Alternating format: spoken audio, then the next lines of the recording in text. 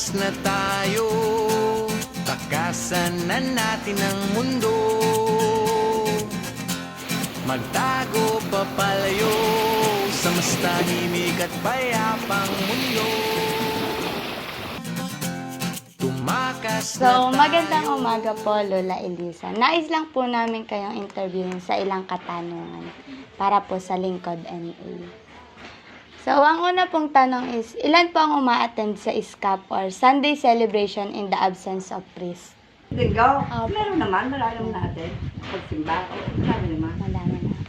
Ilan ang naaakap po? Parang yung pagsasama sa akap pamilya po. Wala pa, wala pa na ako pa dito eh. Wala. Oo, kami isama-sama dasal noon. Ngayon parang wala na. Wala pa, dito ka mga rosary. Hindi pa. Meron bang grupo ng kabataan? Wala mo dyan po, ang grupo ng kabataan dito. Sino ang inyong pamayanan coordinator? Hindi ako. Kaya po. Nagdalumang Lazaro dito. Si Mercy lang at saka si Perla. Wala pang bibili dito ng Lazaro. Wala po. Sige po, yun lamang po. Thank you po. Ano yung ating may paglilingkod sa inyo?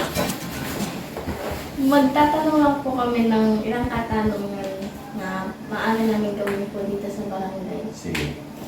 Ilan ang tindahan sa inyong pamayanan?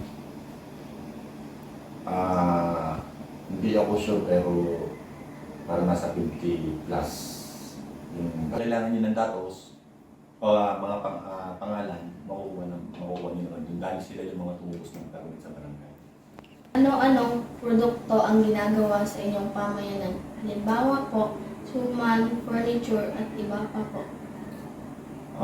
Siguro suman may naggagawa dito dahil ang pangunahing produkto natin dito ay siyempre isda dahil tanong tayo.